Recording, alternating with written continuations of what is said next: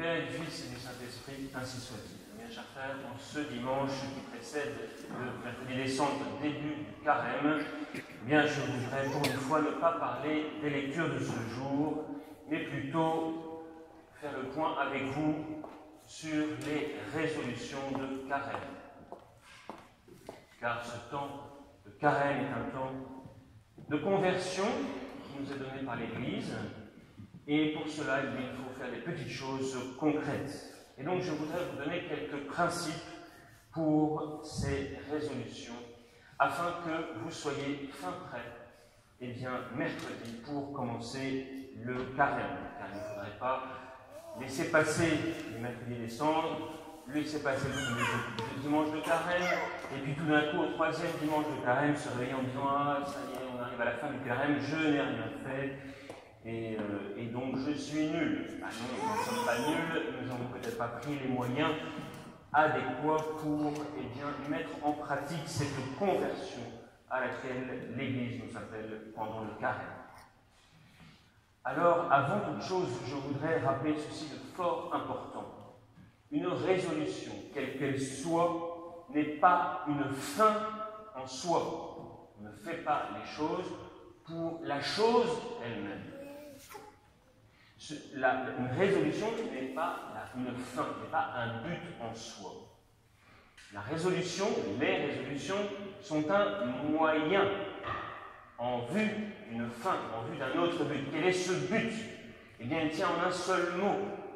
Il tient dans le mot liberté.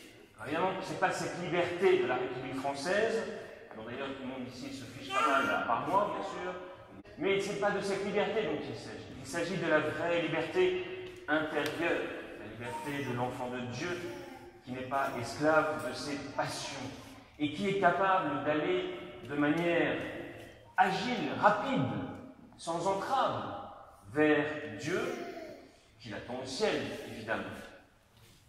Donc, le but du carême, le but de nos résolutions, c'est d'arriver à cette liberté intérieure. Donc, c'est la première chose importante à bien comprendre. La résolution n'est pas une fin en soi. Ce n'est pas arrêter de mettre du sucre dans mon café qui change quoi que ce soit. Ce qui est important, c'est ce que cela va me permettre d'obtenir, à savoir une plus grande liberté intérieure. Ceci étant, quels sont les principes pour prendre quelques résolutions? D'abord, nous pourrions dire qu'on pourrait prendre deux types de résolutions. D'abord, des résolutions d'ordre familial. Il y a ici des familles avec des enfants, n'est-ce pas? Eh bien, vous pourriez prendre une résolution d'ordre familial. Alors là, déjà, nous avons une petite difficulté, c'est qu'il va falloir se mettre d'accord entre mari et femme. Alors ça, ce n'est pas du tout évident, n'est-ce pas? Mais ça, il va falloir que vous vous organisiez, que vous mettiez d'accord à un moment ou à un autre, n'est-ce pas? Je sais que c'est difficile, mais voilà une bonne petite résolution de carême. Peut-être de trouver le moyen de se mettre d'accord sur quelque chose que nous allons faire ensemble. Alors, avis à tous ceux qui se tapent dessus toute la journée. Donc, une petite résolution familiale que mari et femme auront décidé ensemble pour eux-mêmes et pour leurs enfants. Et puis, il y a bien sûr des résolutions tout à fait personnelles que chacun doit prendre. Donc, première distinction, la résolution d'ordre familial et une résolution plus personnelle. Les résolutions que nous sommes invités à prendre consistent d'abord et avant tout à se libérer de quelque chose, à larguer un boulet, c'est-à-dire de se détacher de quelque chose qui est une entrave à ma liberté intérieure. Je vais donner un seul exemple. Tous les soirs, quand je rentre du boulot, je suis fatigué et qu'est-ce que je fais? Je regarde la télé. Voilà. Ça, c'est assez classique, n'est-ce pas? Je ne trahis aucun secret de confession en disant cela. Mais, voilà, nous sommes fatigués de rentrer. Nous sommes fatigués en rentrant du travail. Quoi de mieux que d'aller regarder un navet des choses idiotes sur la télévision, mais ça me met la tête à zéro et comme ça, eh bien, je me détends. Eh bien, mes bien chers frères, je suis obligé de vous dire que cela n'est pas une bonne détente, parce que malheureusement, les programmes de télévision sont ce qu'ils sont, et vous le savez. Donc, il s'agit de trouver une autre détente. Donc, je vais peut-être prendre cette résolution de ne plus regarder la télévision quand je rentre du travail. J'ai donc largué quelque chose, je me suis défait, je me suis détaché de quelque chose qui finalement, si j'y réfléchis bien, eh bien, entrave ma liberté. Car quand je dis je suis fatigué, donc je regarde la télévision, eh bien, je suis finalement esclave de moi-même et de cette télévision.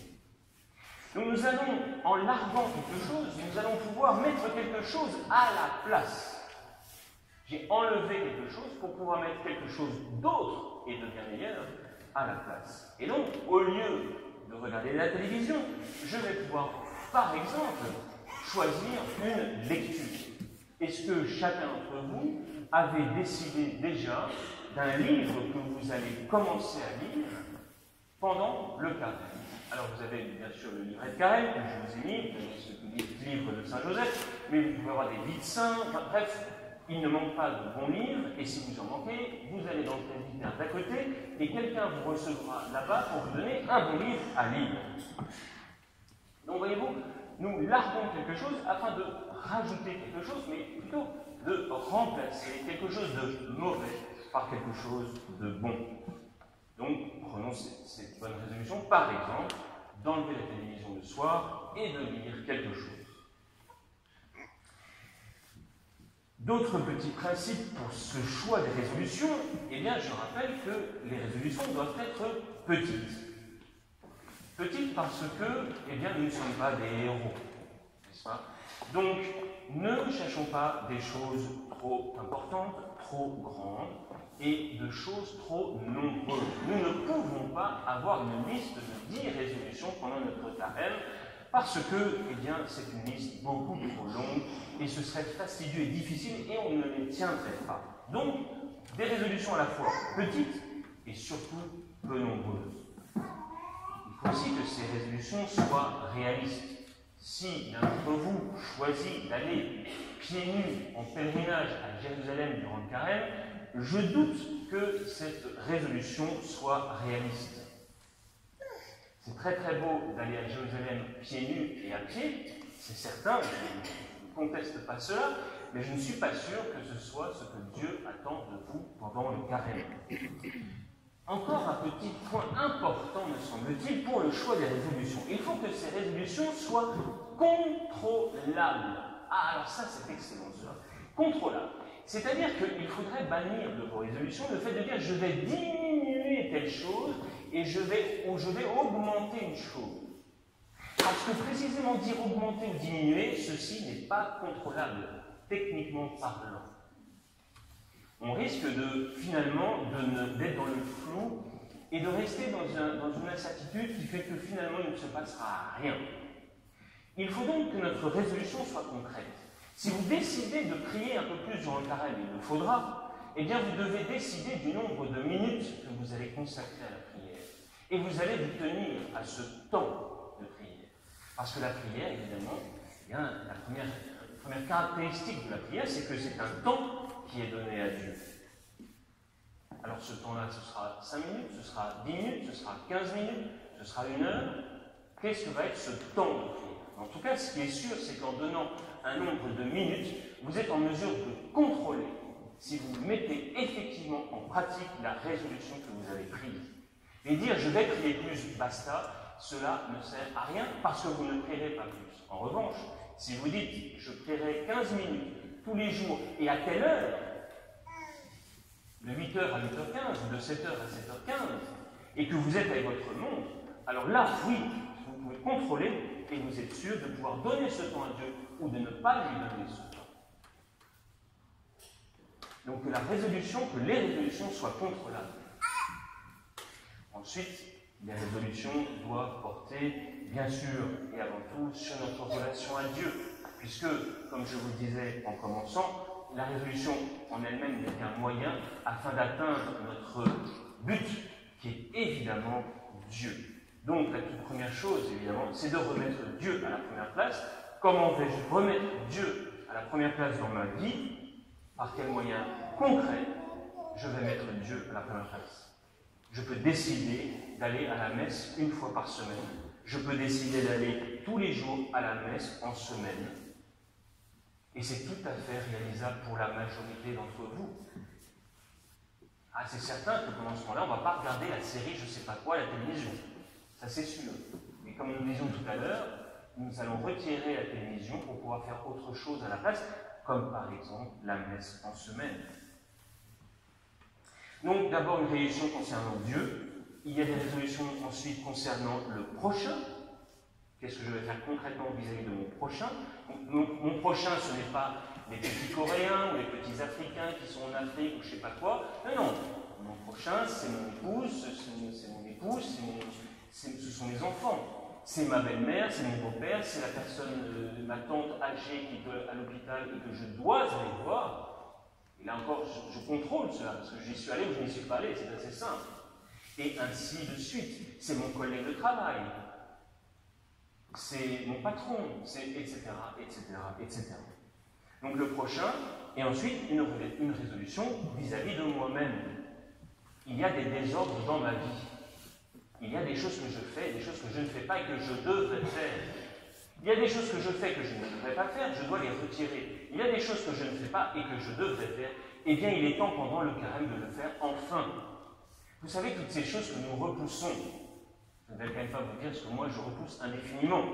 Mais moi, je suis aussi comme vous, je repousse certaines choses que je dois pourtant faire. Eh bien, il est grand temps pendant le carême de ne plus repousser ces fameuses petites choses que nous avons à faire. Qui ne sont pas forcément des grandes choses, mais qui sont des petites choses qui sont importantes. Et surtout qui montrent que nous sommes maîtres de notre vie, que nous sommes aux commandes, que ce n'est pas nos passions, ce n'est pas notre paresse ou notre égoïsme qui dirige notre vie. Et puis, vous le savez, eh bien, les résolutions peuvent porter sur ces 3 P, prière, pénitence, partage. 3 P, et pitié de moi. Et quand Jésus vous demandera que veux-tu que je fasse pour toi, eh bien vous lui répondrez, faites que je vois. Faites que je vois ce que je dois changer. Faites que je vois ce qui ne va pas dans ma vie, en arrêtant de se complaire dans notre médiocrité. Il faut être à l'égard de soi-même une main de fer dans un gant de velours, pour reprendre cette belle expression. Une main de fer dans un gant de velours. Et pas indéfiniment se trouver des bonnes excuses pour ne pas faire telle ou telle chose. Alors, mes chers frères, demandons cette grâce, comme l'aveugle de l'Évangile. Jésus, faites que je vois. En nom du Père, et du Fils, et du Saint-Esprit, ainsi soit-il.